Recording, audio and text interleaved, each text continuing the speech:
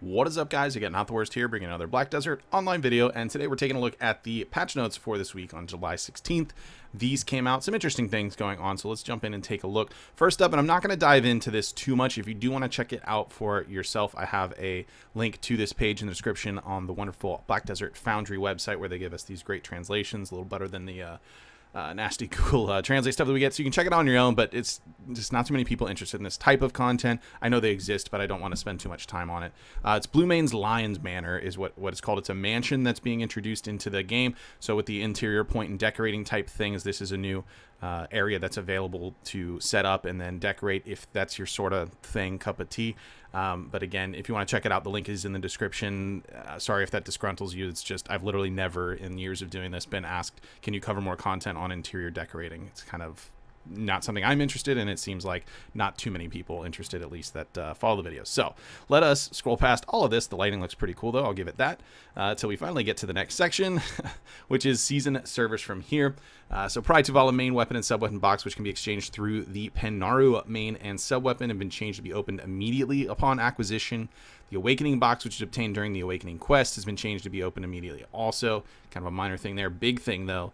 The season character exclusive Ataraxian has been added. So the new dungeon that we are just about to get on live servers on the 21st for NAEU is going to have a season server also we see now on the Global Lab available for it. It can be challenged with Tuvala Equipment Set Light 2, I believe that means for duo or higher.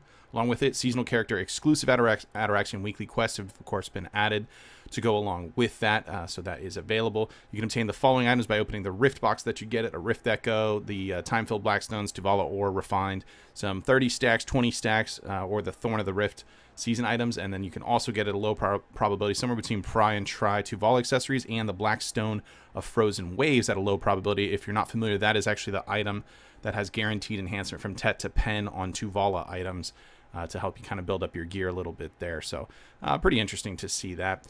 Next up, we have guild recruitment improvements. The guild member recruitment window has been improved. List of 30 guilds has been changed to be randomly displayed in the guild member recruitment window. We see the UI function of it. A little bit nicer, of course, not quite in English along with that. And then we do have some interesting UI improvements that I'm pretty happy about. But before we jump into that, let me first tell you about today's sponsor for this video.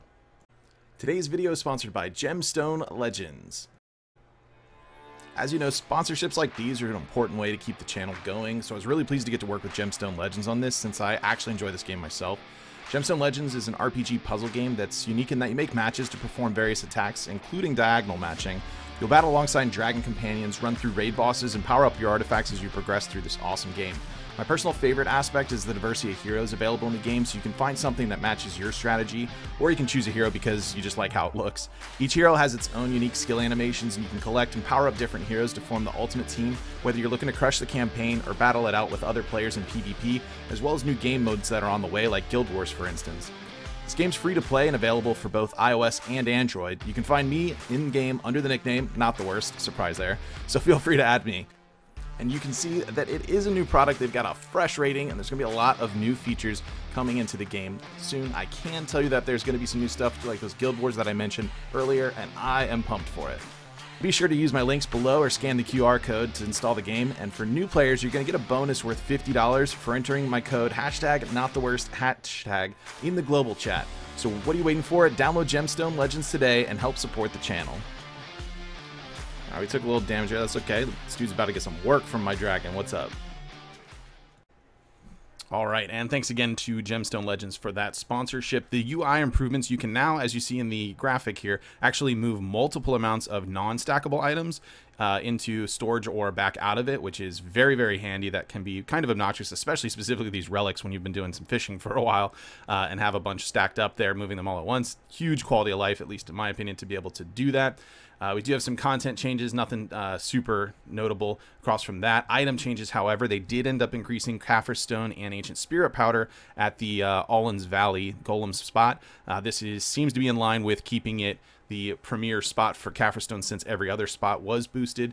And if you're checking out this goofy little graphic of my homeboy, the Grave Robber here, he now sparkles because he has entered Ultra Instinct, so that has been implemented into the game. Class changes, we see Ranger with more of a text fix, and anything actually changed. And then Corsair does have some edits here, and they're all not damage related, but they're all movement related as far as what you can do. So I'll go ahead and dig into these if you're interested in the Corsair setup.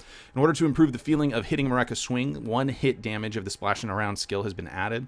When entering Shift Q, the overflow skill has been improved so that it does not activate.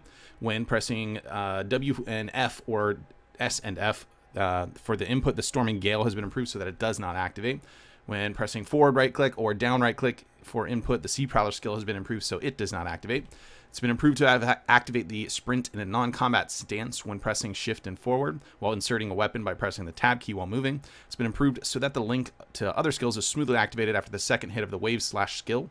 It's been improved so that when you input forward and left click while using the left and right riding wave skill, the wave breaker skill is activated. It's been improved so that if you input forward and right click while using the left and right riding wave skills, you do not acquire the storm surge skill or the wave breaker skill activates during the cooldown period.